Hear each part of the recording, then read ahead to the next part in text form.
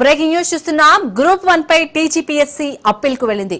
High court single bench తీర్పును division bench లో సవాల్ చేసింది టీజీపీఎస్సీ. గ్రూప్ 1 మూల్యాంకనం ర్యాంకింగ్ లిస్ట్ పై తెలంగాణ హైకోర్టు కీలక తీర్పు వెలువరించింది. మార్చి 10న ఇచ్చిన ఫలితాల ఆధారంగా ప్రకటించిన జనరల్ ర్యాంకింగ్ లిస్ట్ మార్కుల జాబితాను ఉన్నత న్యాయస్థానం రద్దు చేసింది. సుప్రీంకోర్టు ఇచ్చిన మార్గదర్శకాల ప్రకారం పునర్మూల్యాంకనం జరపాలని టీజీపీఎస్సీని ఆదేశించింది. ఈ ప్రక్రియను 8 నెలల్లోపు పూర్తి చేయాలని హైకోర్టు స్పష్టం చేసింది. ఇలా చేయని పక్షంలో మెయిన్స్ పరీక్షలు రద్దు చేయాల్సి వస్తుందని ఉన్నత న్యాయస్థానం వ్యాఖ్యానించింది.